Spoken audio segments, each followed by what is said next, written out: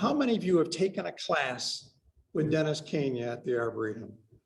So maybe, you know, a third of the people here, and I'm sure a number of the people out in the audience, I certainly did, my wife and I did. That's how we got to know Denis, and he is a wonderful birder and educator because he teaches all of us so much about birds. So I have invited him to talk about warblers. We're in the midst of warbler season. He just got back from seeing every warbler possible out in Ohio. We missed a couple. You missed a couple. All right, well, come on up, Dennis, and tell us a little bit more about warblers and how we can identify them here. Thank you. Thank you, Mike. Well, yes, I just got back from Ohio a few hours ago. And the very last bird that I looked at in Ohio was this Kirtland's warbler. So I decided to throw that up there so people could see it. I'm going to get my PowerPoint up here in just a minute.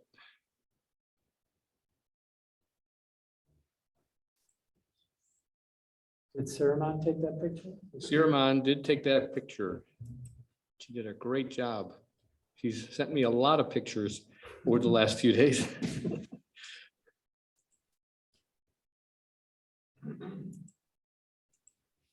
And so here we are. So we're going to talk about warblers. I'm going to kind of breeze through a few portions of this. Just we have some other speakers that we want to get in tonight. So I'm going to kind of move through a few things quickly, but try and just get some basic concepts across to you as far as ideas on how to approach dealing with our warblers. So we have 35 species that come through the county. And for some, that becomes kind of a challenge when you see all those birds. If I get rid of this little toolbar thing.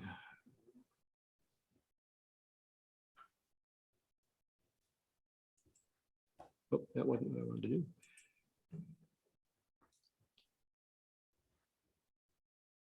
There we go. Okay. So you might notice that chat is in there. However, that's because I haven't redone this slide and it would be out of balance, so I left them in there. So at one point in time, yellow-breasted chat was a warbler, certainly when I started this class, but since then they've moved it out of the warbler family. But at any rate, this looks a little bit confusing when you at first glance and you say, well, how am I ever going to master all of these warblers? But really, there are only 35, and if we put our mind to it, that's not that big of a list. We should be able to do that. But so one of the approaches that I take and what I recommend to my students is to actually, advancing, there we go. So to break it down and create smaller groups, and there are smaller groups that consist of birds that all look very, very similar. So here's one of the groups. And here's another one of the groups, and you can see some similarities for that group. And there's some similarities in that group, and we'll go into those in just a minute. And then there's a big group. And we just go on, and we create all these little groups. And you can create any kind of subset that you want. So the idea is that it becomes a filing system for you. And when you see a bird that would fit in one of your particular categories, you probably will have some subset of rules in your own mind on how you take those and separate them out. And so as an example, I'll do just one of them. Well, first of all, in all of my classes, I always talk about bird topography and the importance of learning the feather tracks. And part of that is so you understand what I'm saying, but it's also so that when you're trying to describe a bird to me and if you use the proper terminology, I can probably help you to identify what that bird is. It also helps quite a bit to be able to if you understand the feather tracks, you understand how a bird's appearance can change over time as feather wear occurs or molting occurs or just some kind of unusual feather loss. It's going to change the overall appearance of the bird. And the more you understand how feather tracks work, the more you can appreciate how the field marks that we talk about in our field guides, how those come about.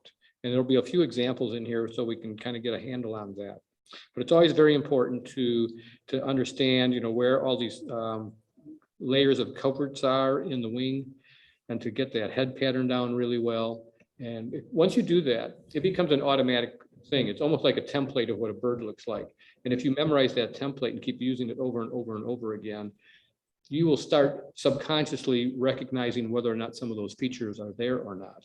Just like when I do my classes, quite often I put a little challenge in there and I'll flash 4 digits on the screen, just briefly about the amount of time between those 2 clicks.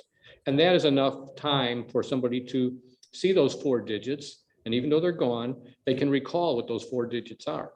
And then I make it a little harder and I put it in the format of a phone number, and it's now 7 digits. And between those 2 clicks, everybody can tell me what that phone number is. And I keep making it harder and harder by I start including letters, I start including colors, and introducing all those different things, but they're all things that we're very familiar with. We've been dealing with those symbols since we were little kids. So it's been ingrained in our head. So when we see them, it becomes very automatic, and we can recall that. You can accomplish the same thing if you will memorize this template of how a bird is put together. And you just keep doing that over and over and over, and you can practice it on common birds, or it can be, tricky, more complex groupings. And that's when it becomes very handy if you're like dealing with sparrows or gulls or other things that, get more complicated, fall warblers perhaps.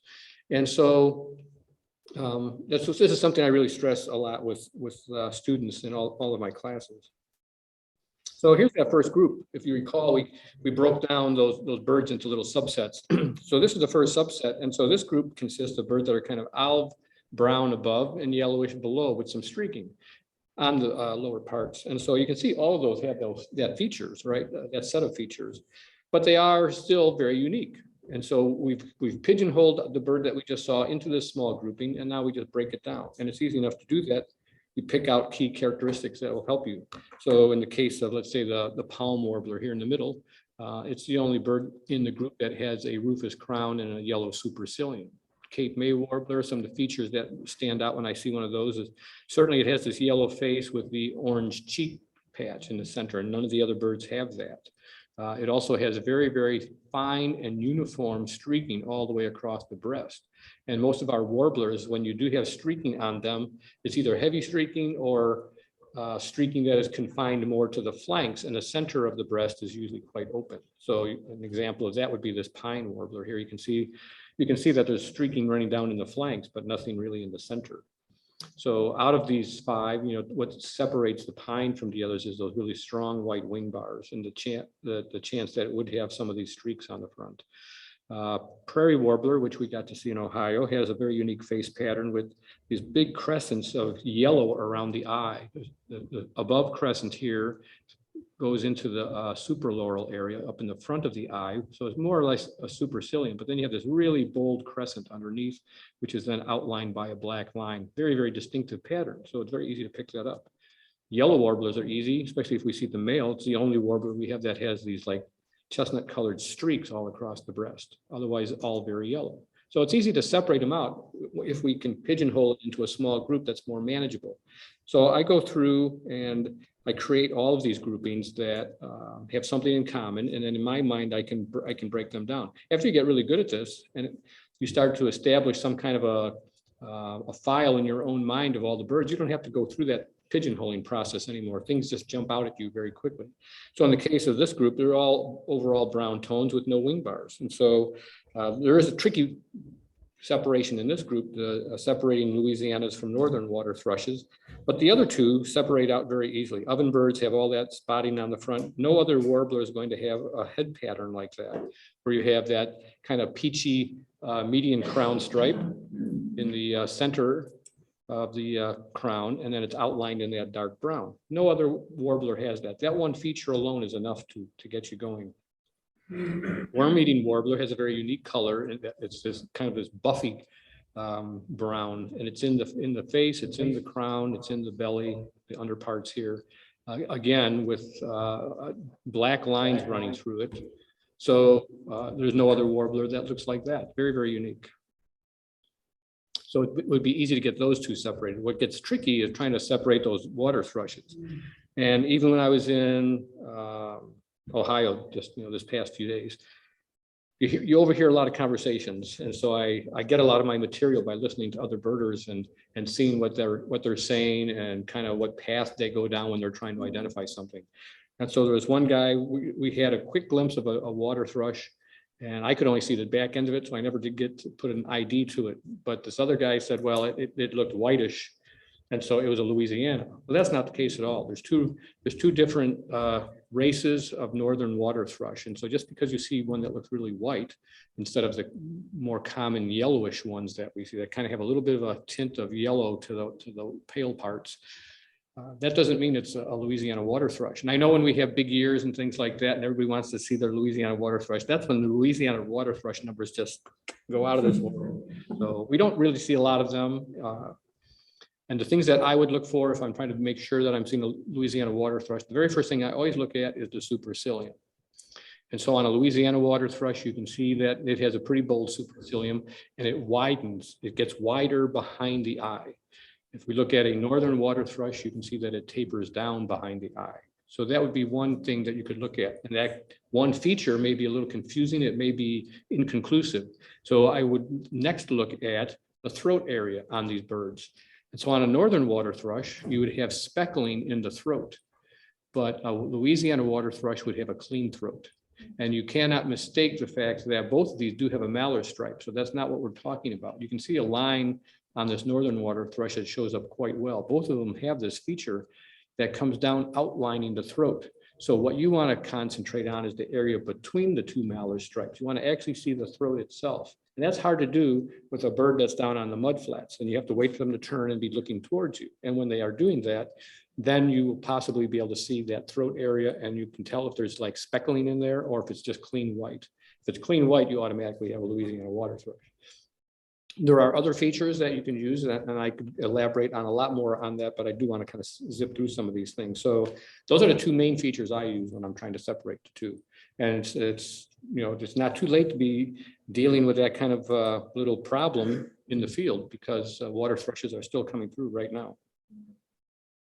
So here's another little group that we have to deal with, and this is the olive drab guys with no wing bars and a very thin bill.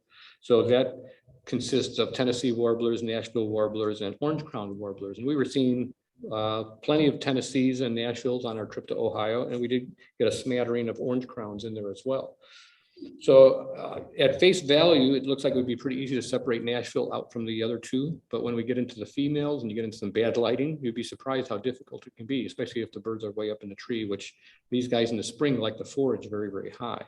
So I think further on down the line, I'll probably talk about that a little bit more when I'm dealing, I think, with the females. I've done another thing in here that I don't normally do is I put these little red stars in here. So for people that are just trying to get started in understanding the warblers, we have to build a foundation. And you're not going to learn all of this in one season. So I would suggest that there's about 10 warblers that are the most common warblers that pass through. And I've given all of those a star. So I would say concentrate on in your field guide on studying those 10, and then you can build upon that. And you'll know when you're seeing something that's different. Yeah, but at least you get a good handle on those 10 and start with that. So candidates for that would be the Tennessee warbler and the Nashville warbler. Orange crowned, we don't see very many of them. In fact, you know, when people are hoping for an orange crowned warbler, then that's when they get to see an orange crowned warbler. And in fact, it may end up actually being a Tennessee. So one of the things you would look for is the coloration of the undertail coverts. And if I'm comparing an orange crowned warbler to a male Tennessee, I'm not really going to have a problem because they're usually pretty white underneath. When there's a problem is when we get a female, and even more so in the fall, we get first year females, they can be very yellowish underneath. And now it starts to look very, very much like an orange crowned warbler. But even on those first year females, you're always going to have a white undertail coverts, which you can see here. Another feature that's interesting about these two birds, Tennessee warblers are a long distance migrant, and the orange crowned warblers are more of a median distant migrant. And there is actually a difference in their wing structure. If you look at the Tennessee warbler, you can see that from where the tertials or the secondaries, and that's where my little cursor is right now, where the secondaries are all going to be the same length, and they kind of form a little line. And so when you see that little line there, and then how much further the primaries extend out beyond that, that's what I refer to as primary extension. So you can see that's pretty long on this Tennessee warbler. It's much shorter on the orange crowned warbler. You can see all the secondaries are stacked up right here, and then those primaries extend out. The other thing that's going on with these two birds is if you look at the undertail coverts, you can see on this orange crown how far those undertail coverts extend out onto the underside of the tail. If we look at the Tennessee, the undertail coverts extend much further out. So that feature, along with that long primary projection, makes the tail look short, even though the tails are most likely the same length on both of these species. And the orange-crowned warbler ends up looking long-tailed. So I'm not saying or suggesting that you would define or ID that bird just on that one characteristic, but at least that's something that if you see the bird quickly, it'll lead you down a certain path and you can start to think in terms of either orange-crowned or Tennessee. But I wouldn't base my ID solely on that. So this is the group that consisted of a lot of warblers. These are all the wingbards, bold, streaky kind of guys. And you can see there's 9 of them. So we have gotten them into a subset, but we can take that subset even a little further. And so what I've done is this column here are the wingbarred, bold, streaky guys that have yellow on them. The center column has no yellow. And in fact, it has no chestnut or orange or anything. We have that in the third column here. So there is a way to break these down even further from the 9 and get them into 3 groupings of 3 just by what's the most dominant color you're seeing them or absent of some of those dominant colors. So we end up with yellow rumps and magnolias and yellow-throated warblers all in one group. We end up with chestnut-sideds and blackburnians and bay-breasteds in another group. So, and then obviously these guys don't have either of those colors. So we end up with black-polled ceruleans and black and whites. And here are those subsets. I'm not going to go through this in any great length. I think that's something you can probably sort out. You're getting what I'm trying to do is just give you a feel for what the concept is of how to break these down. So this is another group that's kind of tricky. And so these would be guys with no wing bars. They are yellow below and they have some black on the face or an almost entirely gray head. So you can actually break this down into 2 groupings. The Kentucky Wilson's hooded, common yellowthroat, and I've thrown Canada in here and I'll explain that in just a minute. And then this other group could be the Connecticut and Mourning Warbler would be the second group, subgroup. I've put Canada Warbler in here, even though it breaks the rule. It doesn't have an olivey back like all of the others, but it does have that no wing bars. It does have a lot of yellow, and it does have some black in the face.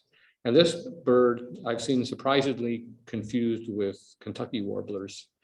When people want to see a juicy warbler, they really want to see Kentucky or a Canada. You have a Canada pop out and you see this face pattern with the eye-ring, the supraloral, and you see this black sideburn coming down. And that's exactly what you have in a Kentucky. And if it's coming out at you, you really don't get the back color. So you don't see that it's slate colored versus olivey colored. So that can actually be a big problem. But in dealing with this group, I think you yourselves can probably break this down so that you have ways to separate those birds once you have them in a subgroup, just based on where you find that black. And I think I go into that in more detail. So on Connecticut's and Mournings, the males are very easy to tell apart if you can see them. We had some good fortunes with mourning warblers on this last trip that we just had in Ohio. You can see that a Connecticut warbler has a complete eye ring. It does have a gray head, and it actually comes down as a complete hood all the way down onto the upper breast. Well, mourning warblers have that as well, except quite often the bottom of their bib is outlined in black. The other main feature that would separate them is the fact that it is lacking a eye ring on the male. So we're going to talk about the females in just a minute. So these are guys that all have black throats. There's another one of my star guys, and black-throated green is another one that's American red star and black-throated green. Both are in that star category. So we do see a lot of those. We don't get to see very many black-throated blues. That doesn't pop up very often here. But if you go to Ohio, you see them by the handfuls. Quite amazing. And so here, I'm starting to grasp at straws because I'm running out of ideas on how to separate these guys out. But basically, these would be yellow. I wouldn't even put these in a category, but it's only because I kind of recognize these on their own very easily. But yellow throats, olive backs, and slate wings. And all 3 of those do have that characteristic. But again, I'm just stretching a little bit so that we have, complete sets. So the next, that's how I would go about trying to make it easier on yourself.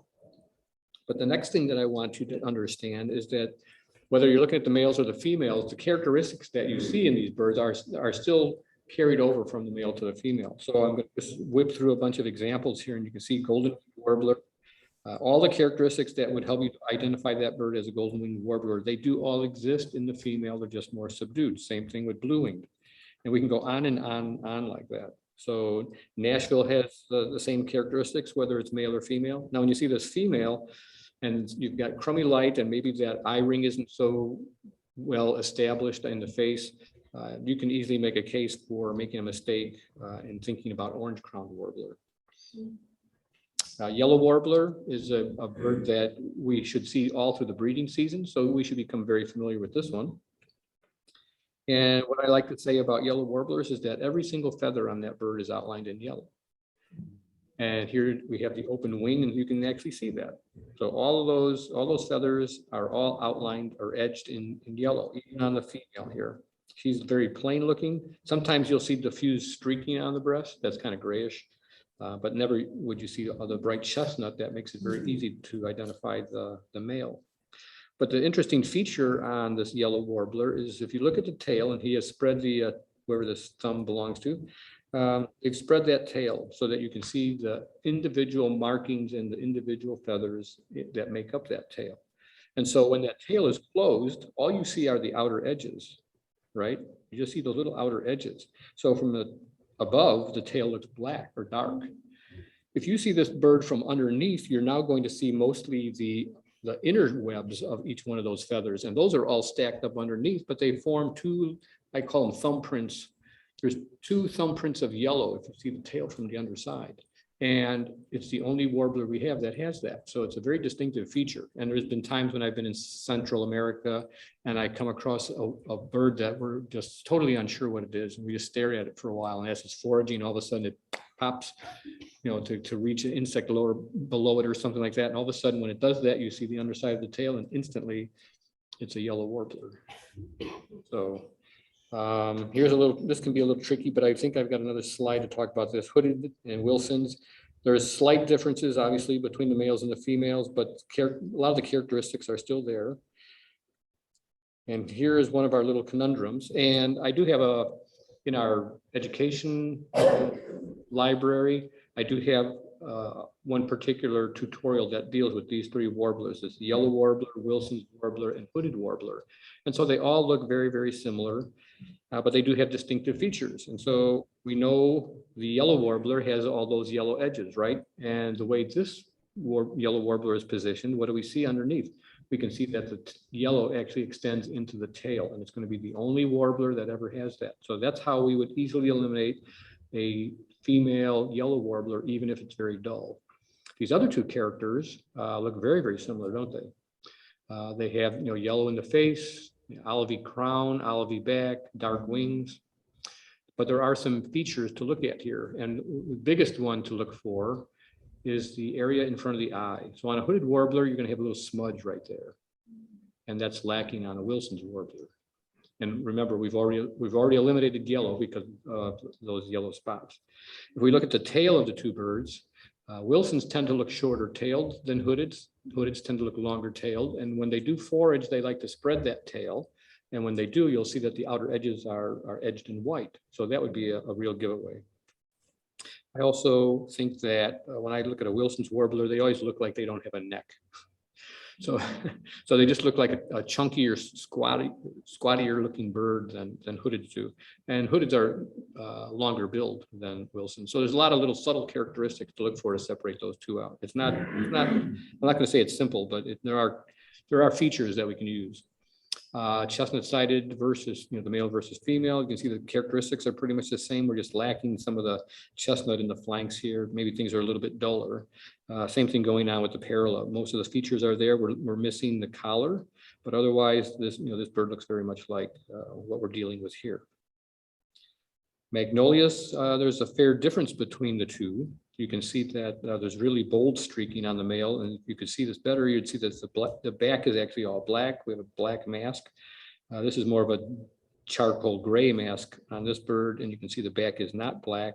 The streaking is not as strong. But one characteristic that you get in magnolia warblers that makes it very easy to identify is the fact that at the base of the tail, you have white patches. And when they do forage, you'll see those white patches when they spread their tail.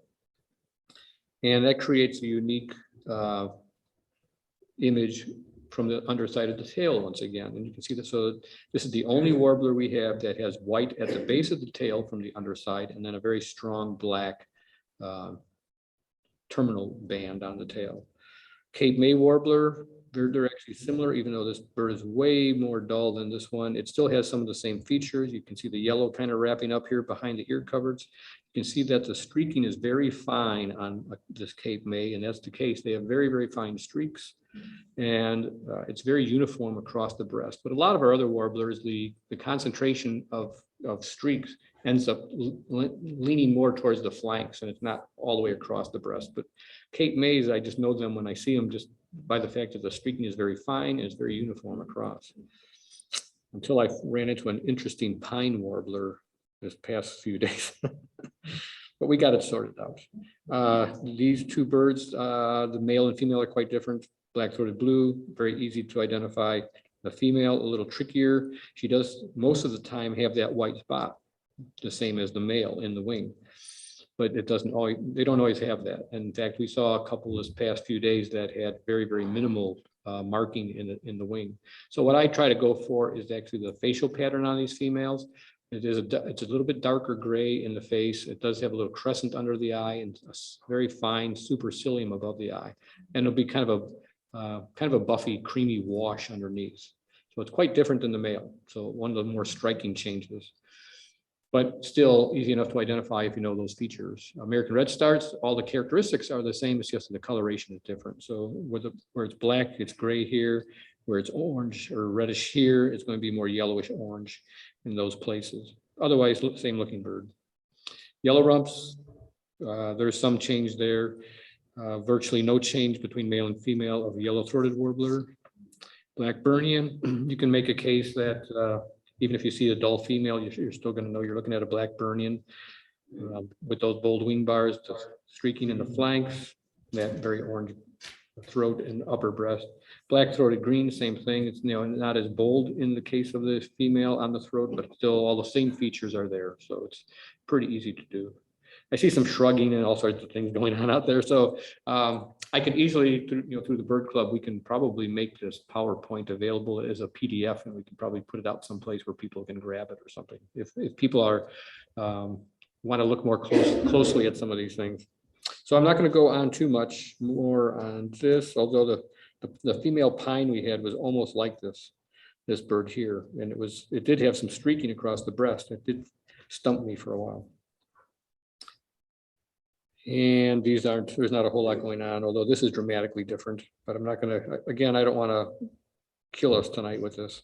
So I'm going to skip through the rest of this, just kind of page through quickly. You can see the male female pairings here, and you can kind of assess that for yourself. With these three species, you don't really have to worry about male versus female.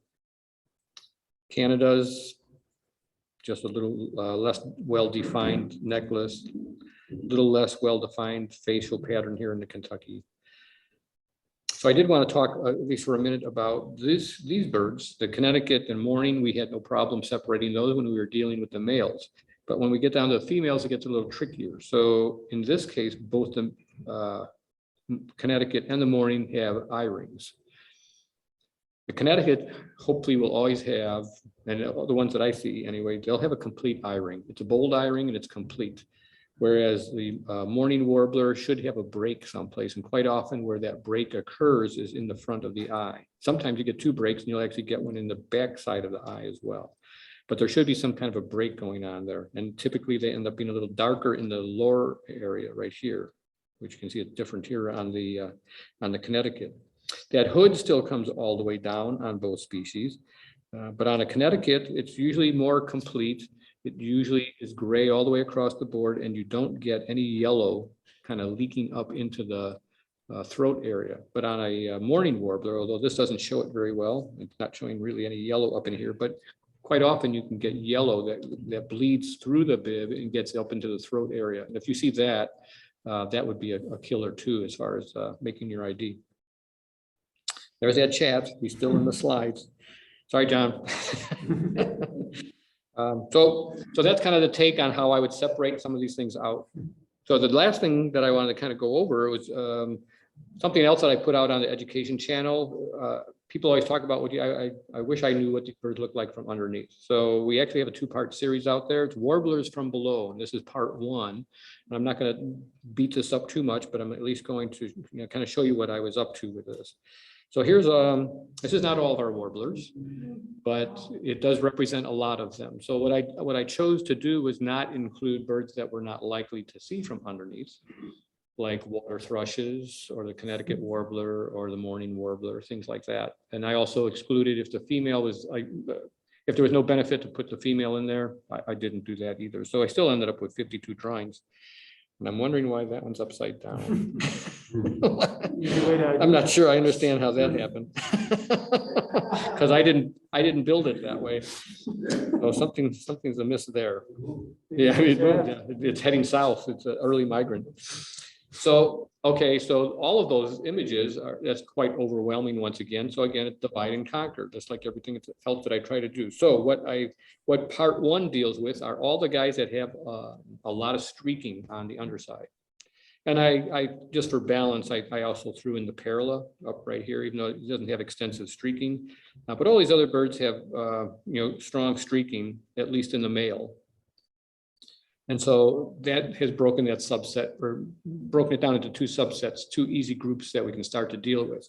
So part 1 deals with all the guys that are streaky underneath, but that's still overwhelming. So then I said, some of them conspicuously have a lot of yellow, and some of them are lacking very much yellow or no yellow at all. So I divided it that way as well.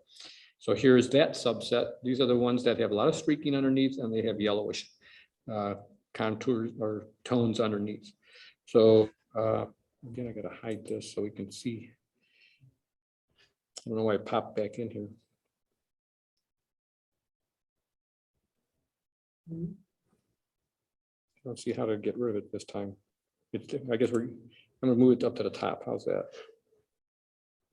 What about more? I would- 3 dots on the right. I was looking in more and I wasn't seeing it.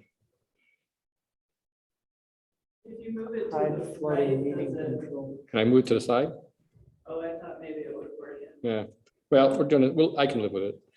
You guys can live with it. You're just not gonna see the bills of those guys on the top. But that's not critical for this. So I mentioned already that there's a couple guys that have very obvious undertails, and here they are. So there's yellow warbler. It's going to be the only one that has yellow thumbprints in the underside of the tail. And I mentioned magnolia warbler. It's the only one that has a white base to the tail and then a black terminal band, a strong terminal band. So out of that subset, we've already got 2 that are very, very easy. And then it gets a little trickier after that. So here's Blackburnian compared to yellow throated, and you can see that the tail patterns are pretty much the same. So we're not going to buy a lot with that.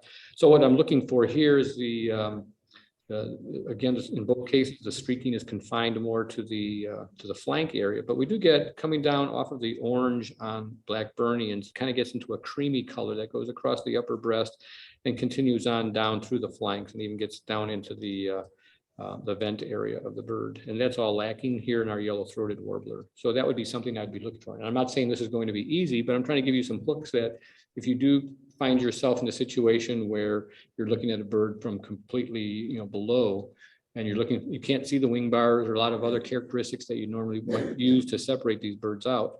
It's just one more thing that we can try to use.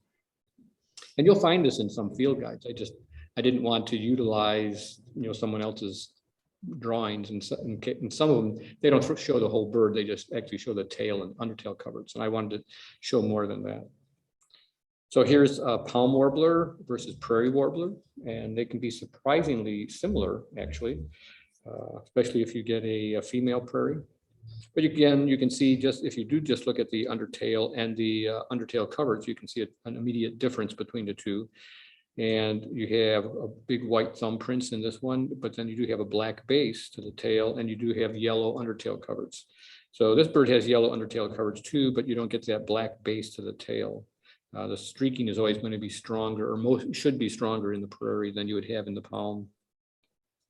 Here's that Cape May, and I mentioned how uniform the streaking appears to be and how fine it appears to be. So that would be something that would help you to separate that from pine. Although I really did struggle with, I had a very dull pine just a couple of days ago, and it was a challenge separating that out. But eventually I got it, because I had more to work with than just the underside of the bird. I did get to see the wing bars, and you could see that they had different characteristics than you would have in a female Cape May. We can talk for hours on that some other time. So here's a couple birds that do have those necklaces. Northern Parula, they're not really streaks at all. They're just kind of like little lines going across, but on a male, it'll be two-toned. You'll have a slate band going across and then a rufous band below that. In the case of Canada's, you do get the little, what Peterson has stamped with the word necklace, and so everybody calls it that. There's this little necklace on that Canada. And you can get female Canadas that are almost entirely lacking that. Again, rather than getting the bold streaking, you get these diffuse streaks. And that is kind of, I'm trying to represent that somewhat there. Also notice Canada Warbler has an all black tail. And I think out of all the guys we've been looking at, yeah, no one else has that all black tail. So there's lots of things you can do. So that was all the ones that had a lot of yellow in them. So now we're going to deal with the streaky ones that don't have a lot of yellow. And I'm not going to go through all of them again, because that's just too much. But we have here, this is ovenbird. This is black and white. Black and white is the only warbler that we have that has markings, black markings, in its undertail covers. So when this bird is kind of crawling around, and let's say it's just starting to, you just happen to catch the motion and you see this bird going around a tree, because they're going to be foraging very similar to a nuthatch. So you'll know you're not looking at a nuthatch, because you're going to see, as it's moving around, you'll see all those little black spots in the undertail coverts, and you would never see that in either of our nuthatches. Cerulean Warbler, we can really struggle on that. Diane found us one just 3 days ago perhaps. Did a great job IDing that bird. This male that we had must have been a young male. It was a male. We were watching him sing, but it had kind of a yellowish wash on the underparts here, which was a bit confusing for me. So I kind of stared at it a little bit before we decided to pull the trigger and announce to all the people that were standing around us that were going to become our very close friends that we had a Cerulean Warbler in front of us. So anyway, you get the idea. You can study these, stare at them a bit, and you'll come up with ways to look at those undersides. And if you watch a tutorial, I go into it in great lengths, and you can watch that to get all of that info. So I'm just going to kind of skip the rest of that. So I close the tutorial with, birders are often frustrated by the lack of helpful features in warblers when seen from below. Certainly, it would be great if we could see all the defining features, but they don't always cooperate. So by sorting through these key features that I describe here and focusing on the patterns that we can get that are available to us, we can narrow things down and hopefully come up with an ID. So just like anything else, it takes time and practice. And so you guys know where to find those. And that's the end of this part of our evening's entertainment. Can I ask you a couple of questions? I will take a couple of questions, but I'll take a couple now, and then Dennis is going to speak next. And then at the end, we can take more questions, or I can be available after the whole program too. So No, they're very simple questions. okay. How many warblers are there in total in the world? In the world, the question is how many warblers are there in the world? Well, there's different warblers in different parts of the world. So dealing with the ones that we have here in North America, I've never really done a head count on them. But here in DuPage County, we do have 35 species that migrate through here. That's what you're going to find on your checklist. Yeah. And then the checklist doesn't include a couple of things like Kirtland's warbler, but they have shown up in the county. Now, if you go out west, there's then a few more species too. There's an overlap between east and west as far as some of our, like Nashville warbler, you'll find that in the east and west. There's probably at least another dozen that are in the west that we don't usually get here. And then if you go down into Central and South America, there's even more down there. You'd probably be adding another 15 or so from there. And then if you go out into the Caribbean, there are some that are just endemic to specific islands, and you get a few that way. Now you go to Europe or Asia, those other continents, there is a completely different group of birds, but they are called warblers. And some of them aren't even called warblers. They have lots of different names for these birds. It's a very extensive list once you start getting into the rest of the world. Way more than what we have, and they're a lot less fun to look at. Is there a field guide, like those cards of just the DuPage warblers? Question was, is there a card, like a little fold out that has just the DuPage warblers? I'll look at my marketing person in the back there, and I guess I'll say not yet. She'll probably want me to create something like that next. There's nothing like that exists right now, just for DuPage. However, again, all the warblers that come through are found throughout the eastern half of the United States. So if you do find one of those fold outs, it'll contain all of our warblers. Okay. Yeah, but you know what's even better than that? Look at your field guide and really study it from cover to cover, as often as you can, especially before you go out birding. And so you know you're going out on a big warbler day. It's May, and you're going to go out into the woods and look for warblers.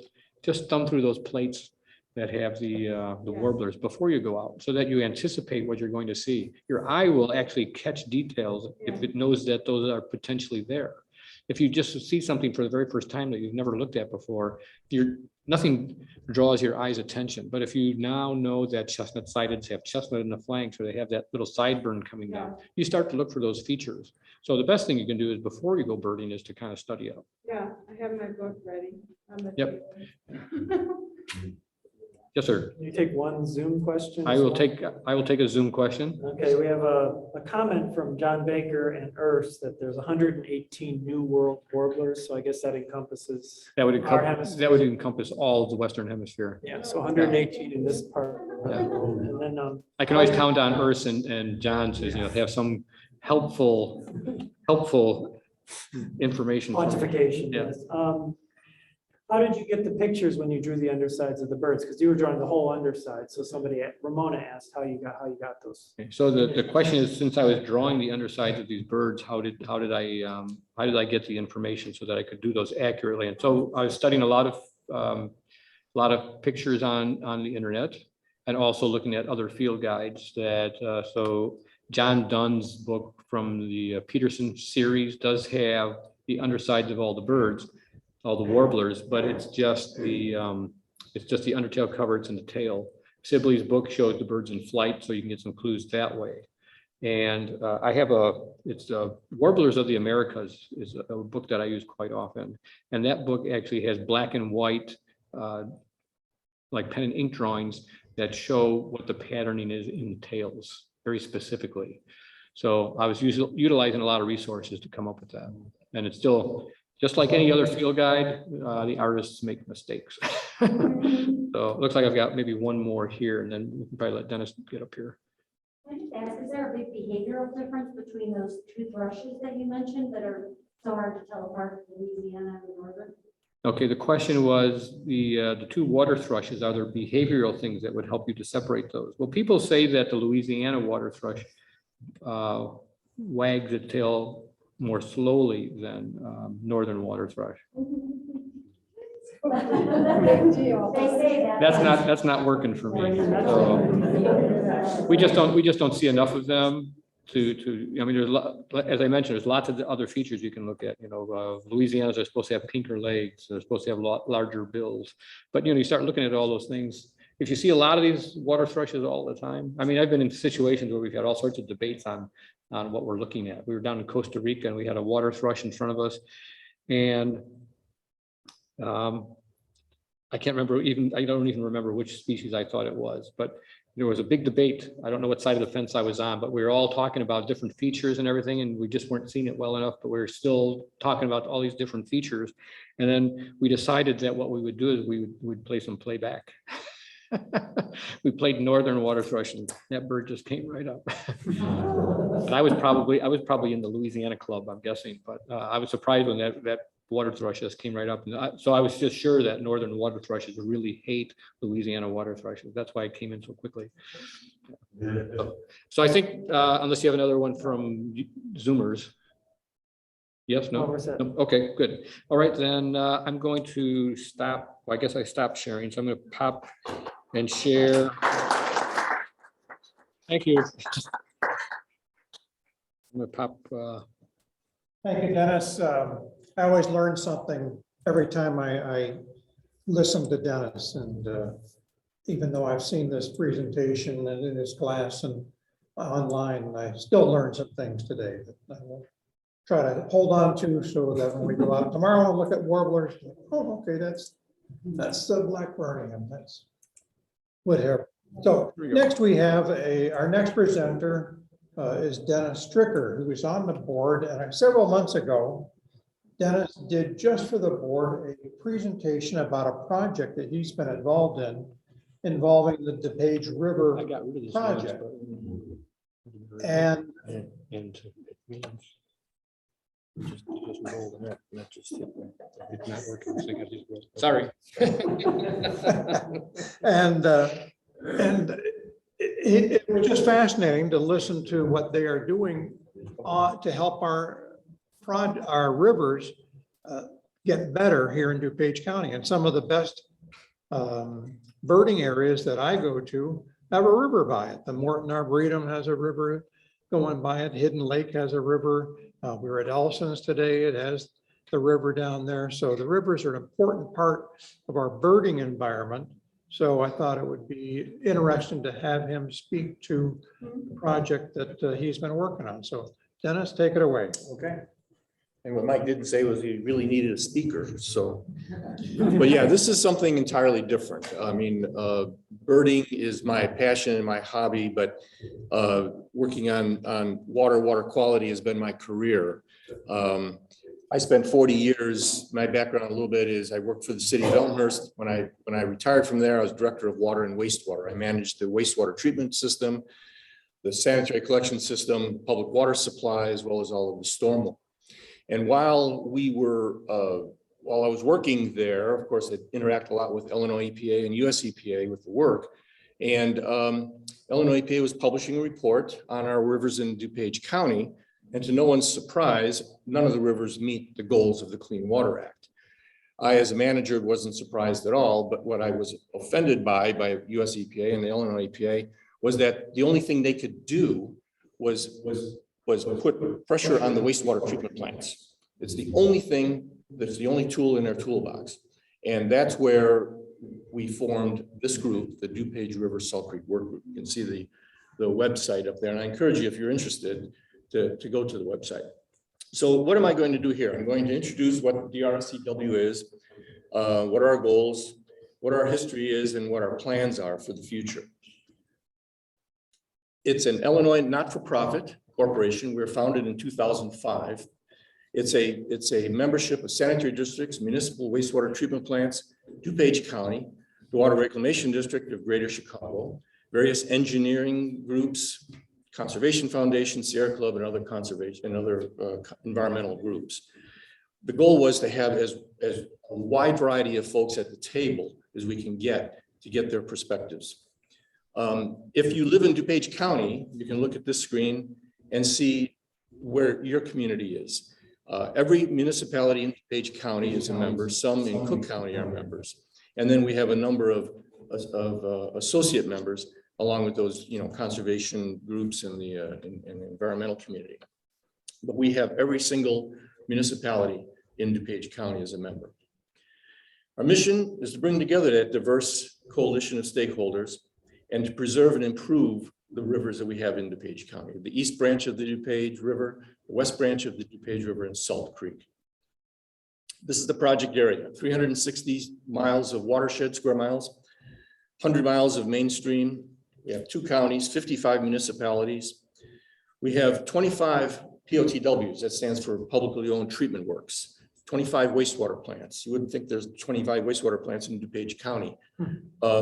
Combined flow is 156 million gallons per day on an average day. And of course, we're a heavily urbanized area, which affects the watershed immensely.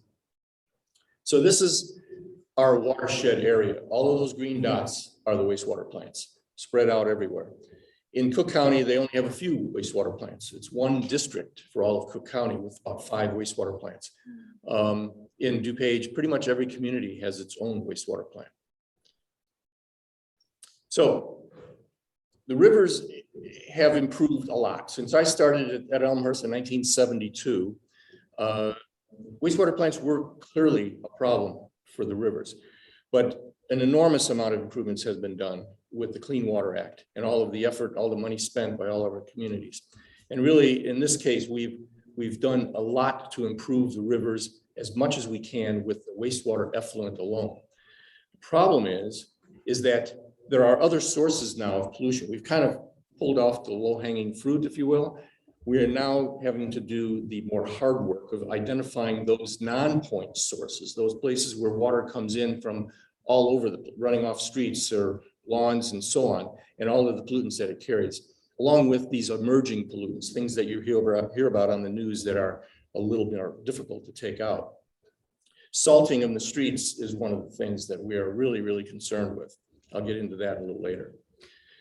So the way to approach this now is to look at the stream in a more holistic way, more of a watershed approach. And this is where individual municipalities don't have the ability to do that. I, working at Elmhurst, couldn't possibly facilitate taking a dam out in Oakbrook. We have to have Oakbrook do that, but Oakbrook doesn't have a wastewater plant and they could care less about the quality of the water in the river. So we have to kind of look at this in a different perspective and in kind of a more holistic way, the stream itself.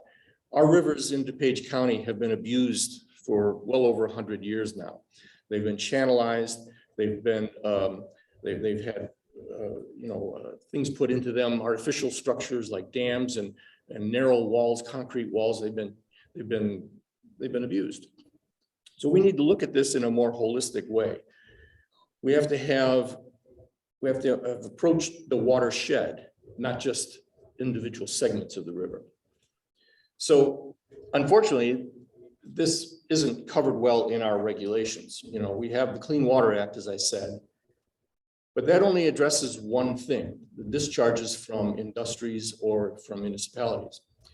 It doesn't affect anything in the rivers. Even if EPA knows that a dam is causing a problem in a river, they have no authority, they have no power to take that dam out or to force anybody to take it out. What they can do is they can declare the river to be impaired. They can declare the river to not be meeting the goals of the act, but beyond that, there isn't much they can do. So we formed this work group, we being the managers of the various wastewater plants in DuPage County. It was 3 of us actually who started it. Elmhurst, myself, the Downers Grove Sanitary District was on the East Branch. Elmhurst, by the way, is on Salt Creek. East Branch was Downers Grove Sanitary District and the Wheaton Sanitary District on the West Branch. So we formed this group and we got everybody together in DuPage County. Every single wastewater plant, every single municipality joined it. Of course, to do these kinds of things, you need funding. You need money to proceed. So we established a dues schedule for our members.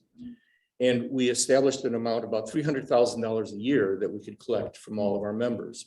Money going to hire staff, money going to do monitoring and to kind of confirm what EPA had found in that original report in 2004, and then to go further and to try and identify what the stressors are in the rivers and what the solutions are to addressing those stressors. We went on for several years with this, doing the sampling, which was pretty good. And then we had an opportunity. And by this point, we had some credibility with Illinois EPA as well as with US EPA.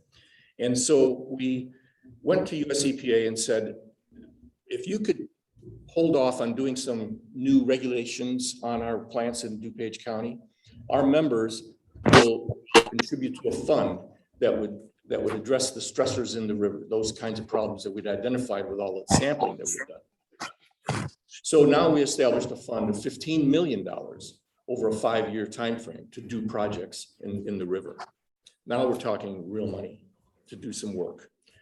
So the objectives: develop and implement a dynamic plan, achieve the attainment of water quality in our 3 rivers in DuPage County, and develop and implement a comprehensive and long-term monitoring program that will include chemical physical and biological components to accurately identify the quality of the river and ecosystems. Biology is critical here. It's in. So the first thing was monitoring, as I said, and we collect data and we collect more data. And we've got gobs of data. The rivers in DuPage County are more completely studied than any other rivers in the rest of the state. And EPA appreciates that because we provide them with all of the data that we collect, and it's all in their format so they can put it into their database. Rivers, as you can imagine, are complex systems. And this is a little bit of a busy slide here, but you can see that the river has, in order to accurately study the river, we have to look at each component of the river. So the chemical variables that are in the river, the metals or the nutrients or the chemistry of the water is incredibly important to look at and to understand how they interact with each other. The biotic factors, the fish and insects that live in the water, is also important, critically important. The energy source, what is the flow rate of that river? How much sunlight does it get? What's the temperature? All of these factors change throughout the year.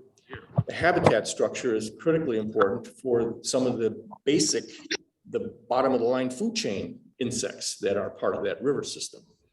And then the flow. And this is the one part that our work group really doesn't address. We can't really control the flows. We're not going to change that amount of water entering the rivers. The systems are what they are. Our collection systems for stormwater collection is in place. We're not going to be able to modify that. The only thing we can do is the habitat and to try and get the chemistry right and so on. Actually, DuPage County works hard with their stormwater management group to try and mitigate some of the higher flows and to try and mitigate some of the runoff issues that are in the county. And you know, that's going to be an ongoing thing, especially in urban areas with all the impervious surfaces we have. So the first thing we did, the first study that was done by Illinois EPA focused on dissolved oxygen and on chlorides.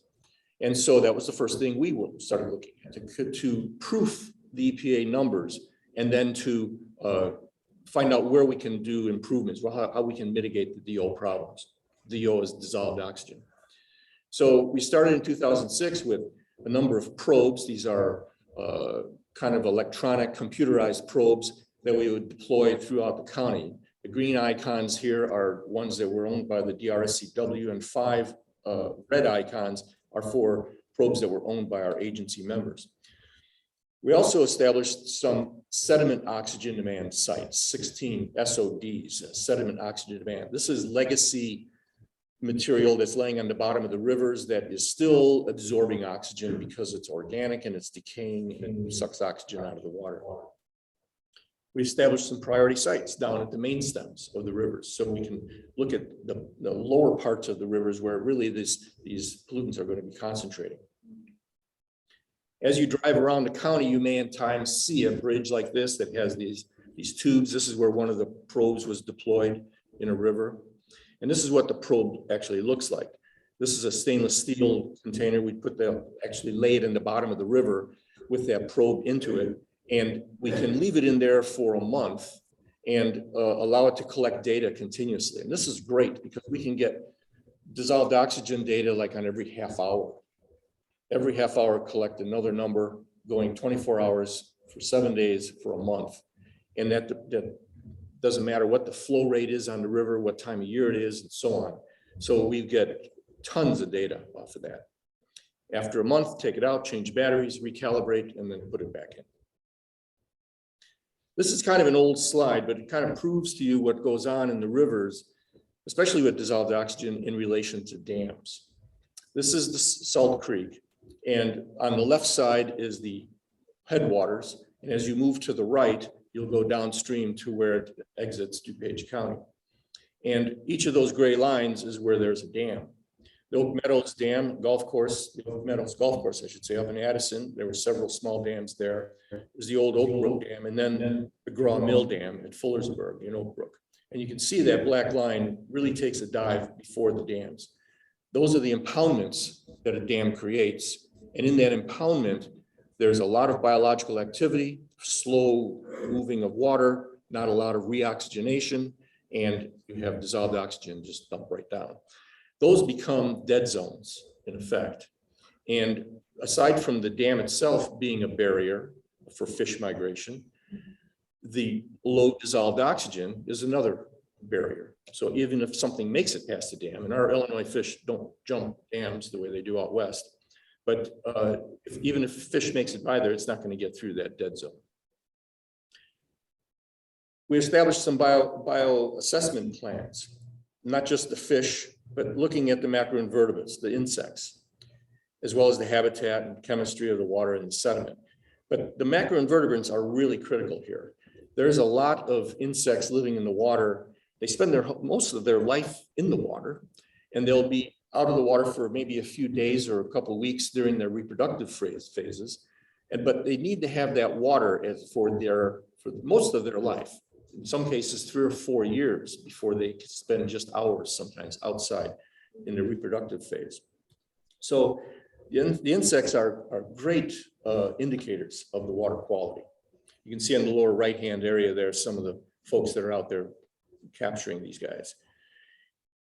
Insects have an additional benefit in that there's so many different types of insects.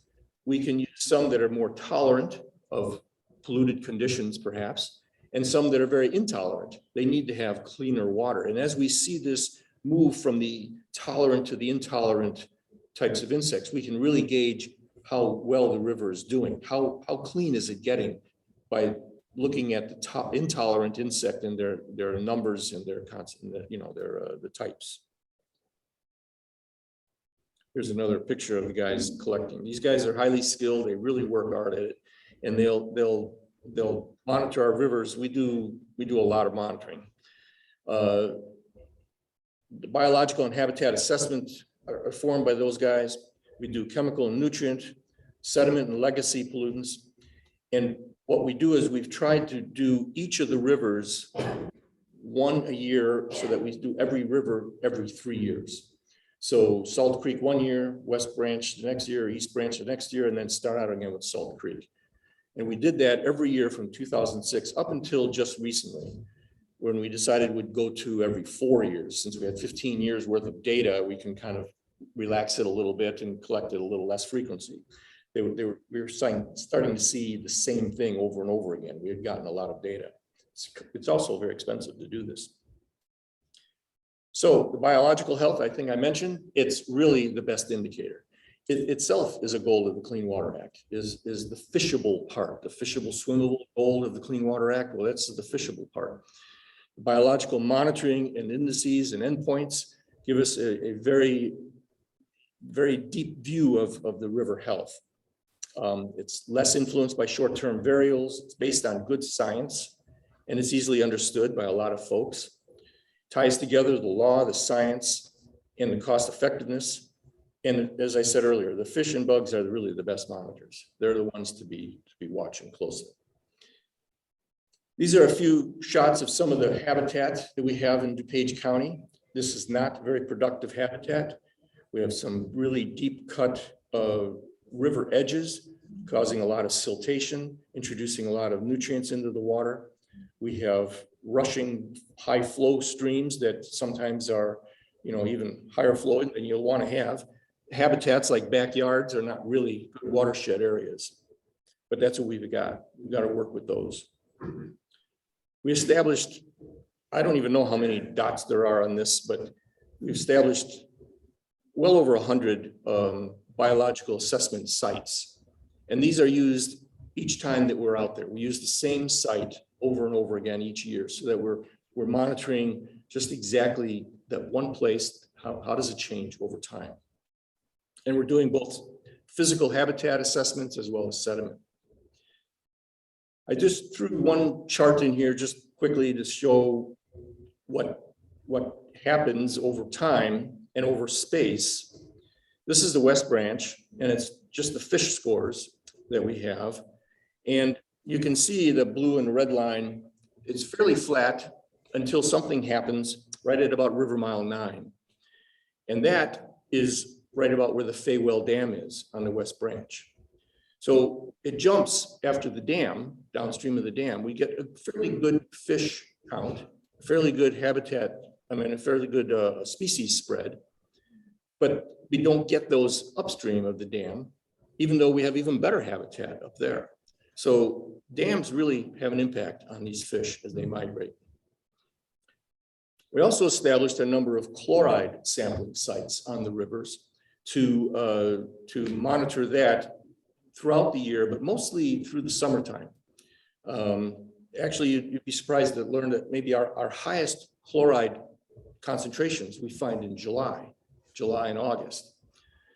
Seems like it's not very intuitive there, but the salt that is applied in the wintertime resides sometimes in the lawns in the parkway of the roads and is only washed out in the spring rains and gets washed down the drains at that point.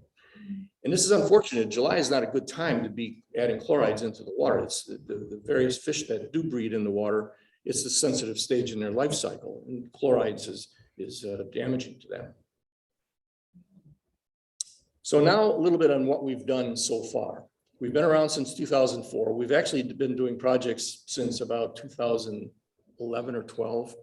So first project that we did was Churchill Woods, partnered with DuPage County and the Forest Preserve, removed the Lowhead Dam on the east branch of the DuPage, installed a pool riffle sequence, remeandered the river, and thousands of native plantings in there. Some of you may be familiar with this. This is along Crescent Boulevard in Glen Ellen. This is the Lowhead Dam that was at Churchill Woods, right between Glen Ellen and Lombard. And it was there just to create an impoundment for recreational use. Of course, it ended up being damaging to the East Branch. So we took that out, knocked down that Lowhead Dam. This is how it ended up. And it's still not as low as we'd like to have it, but the box culvert that the road is on has itself a little bit of an elevation. So we've got to live with that until the road is being rebuilt, and then we'll take that box culvert out and actually restore the whole river to its native flow level. This is how the river looked now after the dam was removed. And you can see it has a meander back, it has a natural flow, and it really, within, I think it was in 6 weeks, we got 2 new fish species all the way up in Bloomingdale, which is near the headwaters of the East Branch of the DuPage River. The next project we were involved in was Springbrook at St. James Farm in Blackwell Woods. There's 2 phases to that. Again, partnered with the Forest Preserve. We also arranged a partnership with the Illinois Tollway. And there's a little bit of a story here I'd like to share, because at the time that this was being designed, the Illinois Tollway was also doing design work for its Elgin O'Hare access, the big highway that's going on up north. And they did an environmental impact statement. And in the impact statement, they said, well, the chlorides that would run off from the highway due to salting operations really wouldn't damage the rivers, because the West Branch and Salt Creek are already pretty dead. And when we saw that, that's an environmental impact.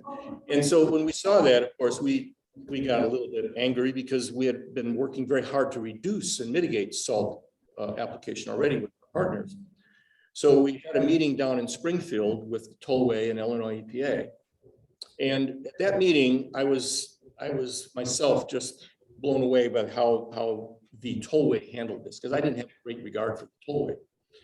But the first thing they did was, okay, we'll rewrite this environmental impact statement and we'll look at it again, because we realized that this is not right. They immediately joined the work group. They looked at what the work group had done in terms of designing and developing salting practices. And we were encouraging them to use those salting practices along that section of the highway above the West Branch and Salt Creek. And they said, no, we're not going to do that. We're going to adopt it system-wide and use it throughout the tollway system, which is a pretty good size of northern Illinois. They went on to offer $1 million towards a project, which is in this case is Springbrook. And that took $1 million that we were going to put into the work group, that took that $1 million and let us put it into some other project. But then they established a fund for our municipalities to dip into to purchase new salting equipment. So as a salting truck ages out and needs to be replaced, the communities can go to the tollway and sort of get a grant on buying new trucks with new technologies. And some of this technology is pretty cool, but it can really reduce the amount of salt that the communities are applying. So good news for the tollway. Spring Brook is an important tributary to the West Branch, and it had been pretty bad shape. So this is how Spring Brook looked before the project. The dam is down here about the middle of the picture. It's just a small little dam holding back all of this impoundment, and it backed up on the other side of Winfield Road going to the east. This is another picture of it in summertime, a real green soupy mess, not a great habitat for anything. So during the project, this whole area was cleared out. The river was redirected so that that impoundment could be filled. It was filled with muck. It was just, we had to bring in a lot of dirt. The $1 million that the tollway provided helped a lot. We installed these root wads. Some of the trees that were taken down on the site were laid into the bank. You've seen this probably at other streams. Wood is awesome for insects in water. Wood is a great habitat. And when it's submerged like this, these root wads will last for decades. Eventually, the river was restored, remeandered, and plantings. And this is a fairly early picture of it after it started. And this is the phase 1 section, which is east of Winfield Road. And as I understand it, the Forest Preserve has been recognized with an award for the high quality habitat that this has created. And it's restored Spring Brook to a native river. The next project we were involved in was to preserve it, the golf club, also or formerly known as Oak Meadows Country Club or Golf Club up in Addison. Again, partnered with the Forest Preserve. We contributed $1.5 million to this rehabilitation. The Oak Meadows was a 27-hole golf course and was frequently flooded by Salt Creek. And they reduced the size down to an 18-hole and then took that extra space and helped the river kind of re-meandered and created some watershed area that was restored. So the work group helped with this 1.6 mile segment design. And in that whole remodeling, we removed 2 low head dams and again planted thousands of plant plugs for native plants. This is how Salt Creek used to look up there. Not very natural looking. These concrete things along the shore there are called Ajax. They're supposed to be stabilizing a creek bank, but you know, they're not really great habitat and they fall apart after time anyway. Here's one of the low head dams that was removed. Again, picture similar to the other one, but an area was cleared out. The river was redirected during the time of construction so that it would enter a new channel. It's an artificial channel that was eventually abandoned as the river was restored to its newly recreated naturalized channel. An interesting thing about this is, you know, there's been a lot of channelizing of rivers in DuPage County. I mentioned earlier, they've been abused over this time. But really, if you do a little bit of study, you can actually figure out where the original channel was. And when you start to put the river back into it, it naturally will find much of that old original channel. All we have to do is really discover where it is, kind of build the banks up again, stabilize those. And then we'll put in boulders and gravel and so on to help kind of re-aerate the water. You can see on the side here, there's some overflow areas that's watershed, that's part of the river overflow, kind of a backwater area that is great for the river and great for the insects that live in the river. Great for birds too. And here's how it looks after it. And the preserve, again, has gotten a lot of recognition. It's a beautiful golf course to golf. If you don't golf, any day they're not golfing, you can actually walk the course.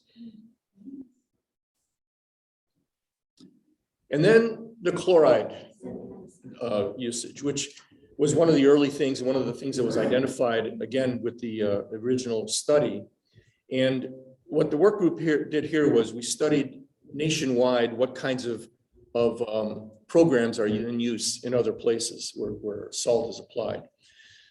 We tried to, we hired some professors at various universities to kind of do some studies on these and kind of give us an idea of what was be the most effective use of salt and how we can, use alternative methods to apply it and so on. Salting is a safety concern, of course, in our area. My street superintendent, when I worked at Elmhurst, was a little bit skeptical about all this. He said the only thing people want to see that's white on the street after a snowstorm, salt. And so applying a lot of salt was the plan. But it's a waste. It's a waste. We developed this system, or I should say we helped develop this system, and maybe in the wintertime or when you see a forecast of snow, you'll be driving down the road and you'll see these bands of liquid or lines on the street. And what that is a calcium chloride. It's a liquid salt that's applied to the road itself in preparation for a predicted snowfall. It was one of the things I learned that was kind of interesting that when rock salt is applied to the road, up to 30% of it can be bounced off the pavement onto the parkway or get kicked off the pavement by cars onto the parkway. 30% of it is wasted. 30% of it doesn't do anything. And in fact, rock salt doesn't really work until it gets wetted. It has to be wet or partly dissolved before it actually begins to melt any snow. In this case, it's not going to get kicked off the pavement. It's already wet. And when the snow falls, it's immediately activated. So we use less. You can tell which side of the road was applied with the calcium chloride. It works very well. We also established, I think it's 5 different meetings every October, September, October, just before salt season, before winter season, with various public works crews. All of the municipalities can send their crew in to kind of get refreshers. We have 2 for the municipalities. We have 1 for the municipal managements, managing the city managers and the directors of public works. We have 1 for private salting operations. Believe it or not, the private salting operations apply almost as much salt in this county as the public. So we gotta get those guys on board as well. And then we have other counties that are coming in. Now Lake County and Kane County is attending our programs.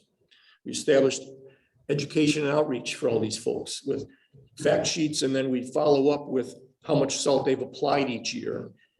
Difficult thing to kind of, because no 2 winters are the same. We want to know how effective this training is and how effective we've reduced the amount of salt application. We're not seeing it so much in the rivers yet, unfortunately. We're still seeing some pretty high chloride levels, but we're working at that. So then we have future projects, and I'm kind of excited about some of these, and maybe some of you have heard about some of them, but the Graw Mill Dam is finally coming out.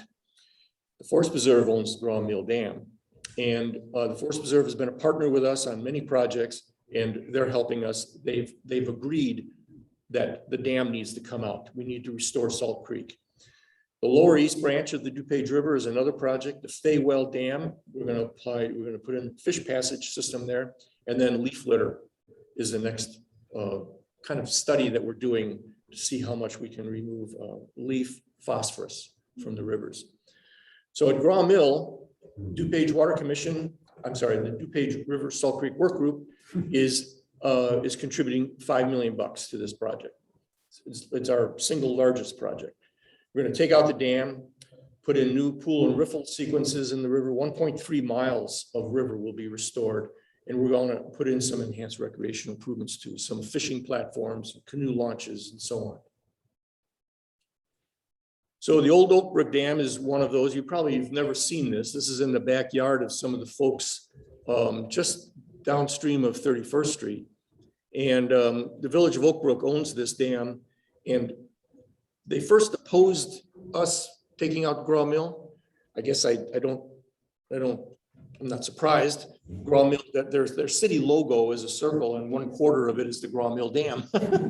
So we're gonna take out one of their parts of their logo. But anyway, when they realized that they'd lost the battle with the Graw Mill, they asked us if we could help them take out the old Oakbrook Dam as well. So all of a sudden they're on our side. So we're hoping that that's how it's gonna look after the dam is removed. And you know, again, this is the watershed area. We've discovered that you need about 50 feet on either side of a river with an intact watershed to provide habitat for all those insects that live in the water. And so getting as much area on either side of the river back into a natural state is important. Not to mention that where that dam was, there's an impoundment, and that impoundment is full of water all the time. The water's overflowing the dam. When it rains, it just overflows the dam more. It doesn't like it holds back water. These dams aren't at all flood control. They just create an impoundment, and then when it rains, more water flows over the dam. It's like glass is full of water, and you put more water in, it's just going to flow out. When you take that water away, you actually can restore some floodplain here. So there is a chance that this river can hold a little bit more water during a high rain event. Here's the Graw Mill Dam. And again, not very pleasant looking at times, although a lot of people claim that it's the waterfall in DuPage County and they don't want to have it taken out. The impoundment behind there is a dead zone. It's pretty much silted in. The water is really only about 6 or 8 inches deep, and then it's all mud. So the lower left-hand side of this will be how we're thinking it's going to look. It might actually be the riffle sequences might be actually spread out a little more widely, and the current there, the velocity of the water will be low enough to allow fish to move upstream and restore some of those species that we haven't seen in Salt Creek for a long time. We're also going to honor the history of the mill. The mill is a historical site. It's a registered historical site. The dam is not, by the way. The dam is not part of the historical site, but the mill and the mill race is. The mill race that is there with the wheel, the water level's too low even with the dam in place to turn that wheel.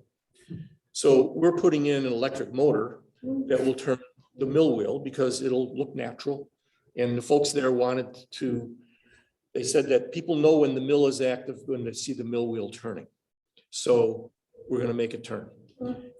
The grist mill inside the building, the actual big stone where they do the grinding of the grain, that's been turned by an electric motor for a couple of decades. So I don't know how historical this whole site is, but we're going to try and honor that history and keep it going.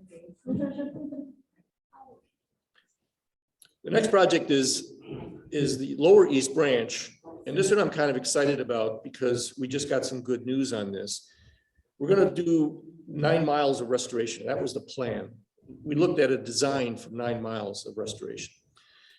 The DRSCW is going to pay about $3.5 million for that. Unfortunately, that isn't enough to do 9 miles of restoration. But we got word only 2 weeks ago that the recent Infrastructure Act that was passed by the Democrats could give us an additional $15 million for this project.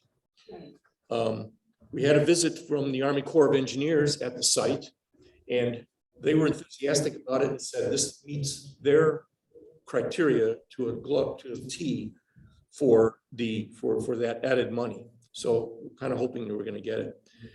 The $3.5 million that we have would only do this area. First of all, this is from Hobson Road up here on the north, down about just over 9 miles down past Weber Road.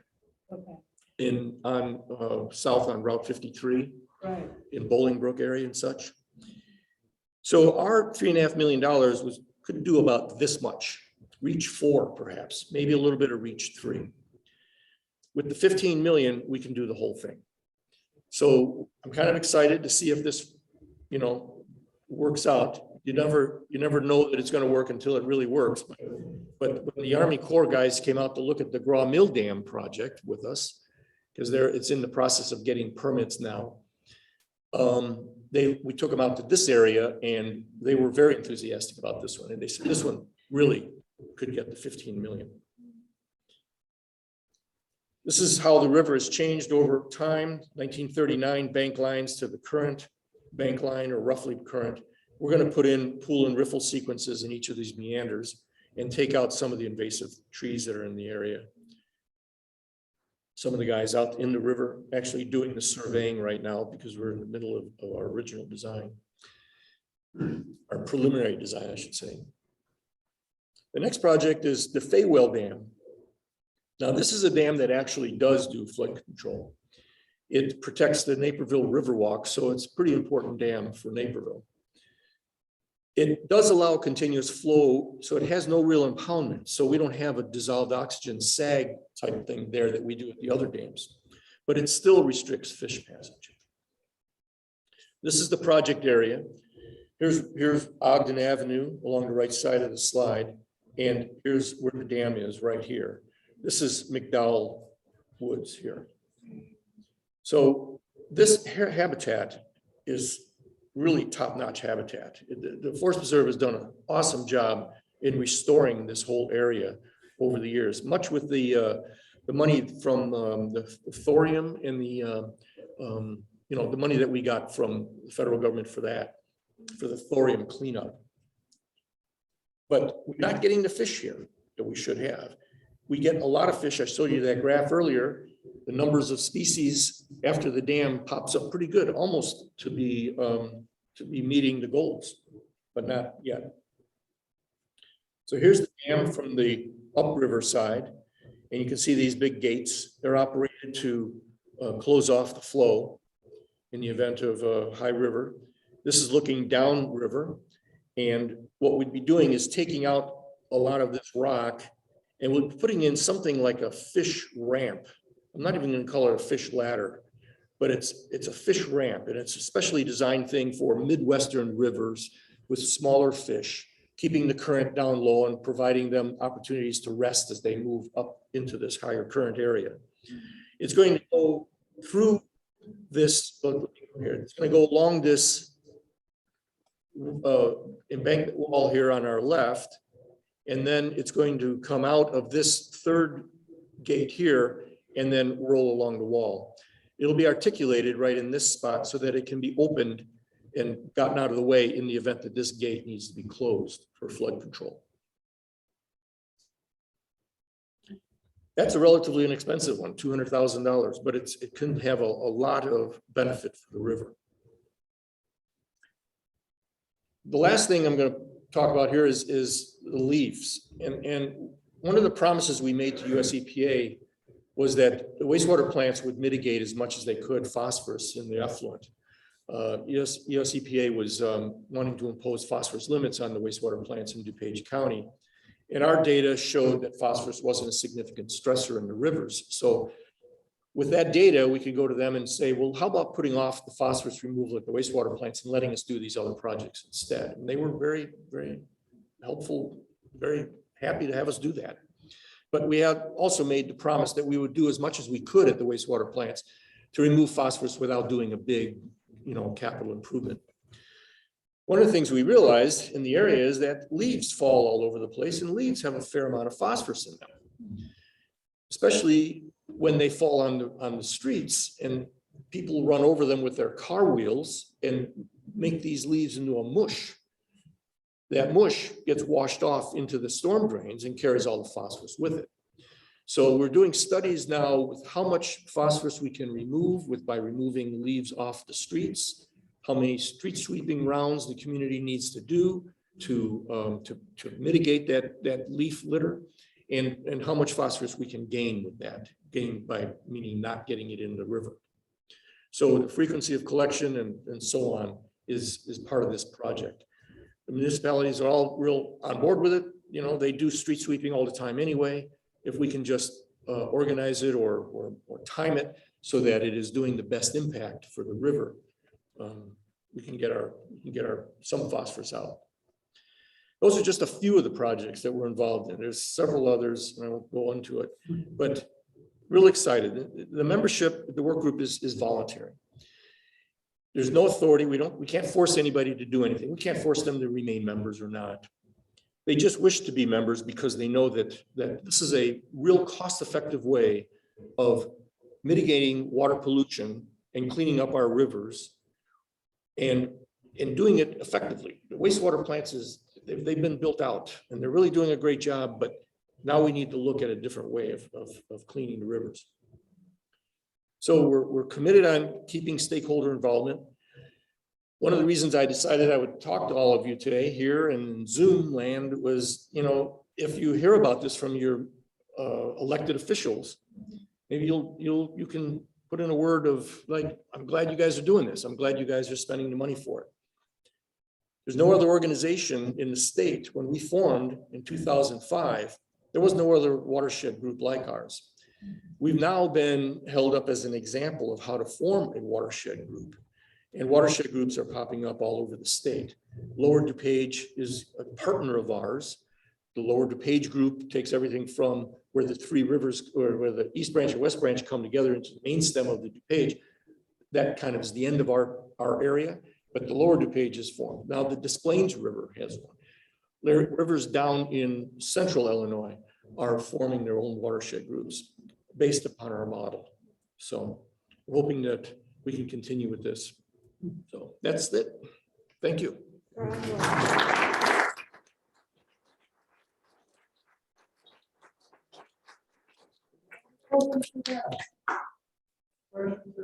Yes. What does riffle mean? Riffle, a pool and riffle sequence is, a pool is just an area of water that is more slow and quiescent. The riffle is where a bunch of rocks are put in the water, allowing the water to roll over them and around them. The point being is that it kind of agitates the surface of the water and helps to re-aerate it. They have them on the DuPage River. They're going through the Morton. Yeah, Morton Arboretum did some, on the East Branch, did some improvements. They put in some pools. Yep. Yeah, with the alternatives for salting in the winter, I haven't seen any of that liquid salt. Are many of the towns using? Almost all of them are using that. Not, I'm sorry, I'll repeat the question. I'm sorry. Yeah, the question was that the person here is not seeing this kind of bands of liquid on the pavement that I pointed out in the picture. And pretty much all the municipalities are doing that, but I will say some townships are not. So the townships in some places are responsible for doing the salt operations, and not all of them are on board yet. So it's too bad because they actually could save money. We're showing how you can apply less salt and for the same benefit. There are ways we can get involved to get our township. Tell your townships, yeah, yes. What about mixing, if they're going to use a salt, what about mixing it with sand as a way to keep?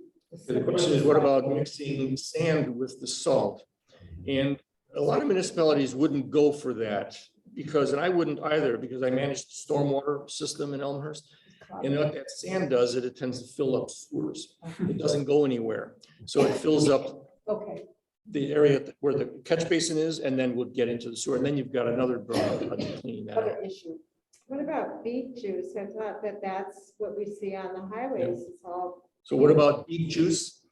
And beet juice has been used, or other things like it. It's sticky. And the benefit of sticky things is that salt crystal won't bounce off the road so easily. Beet juice itself can melt some of the snow, but it's also expensive. And so it's been tried, and there are some other alternatives that are being used by some of the communities. Something not quite beet juicy, but something that's sticky. But that is one of the options there. Yes.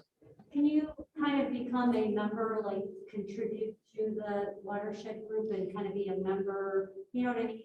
As an individual? As an individual? Yeah. We don't have membership for that. We really designed ourselves for agency members or for people representing organizations. When I was working with Elmhurst, I represented Elmhurst. When I retired from Elmhurst, I joined the Sierra Club. And so I represent Sierra Club on the board now. I joke because I became a wastewater mole in the Sierra Club. But anyway, we don't have individual membership. But if you wish to contribute, you can contribute to the work group via the Conservation Foundation. And you can direct any funds that you want to contribute. We're trying to become a 503c4, I think it is, so it's tax deductible. We're not there yet. So it's not a tax deductible contribution. But if you contribute to a conservation foundation, however, that is. Okay, is that information on DuPage Storm Management website? On the DRSCW website? No. it's Okay, not. that's all right. Thank you. Thank you, Dennis.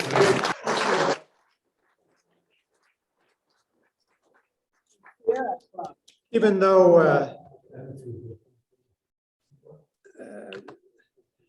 though, Dennis didn't talk about birds much, I think you can see everything that they're doing by getting more of the invertebrates to breed, to have more fish, are going to help increase and make our bird population here in DuPage County even healthier. We were going to talk about using eBird to plan your next birding trip. Our Zoom is scheduled to end at 9 o'clock. And so therefore, we're going to hold off on that presentation until later, and we'll call a conclusion. Remember, everything, that birds are real. Make sure you share that with your friends, and have a good evening. Thank you for being here.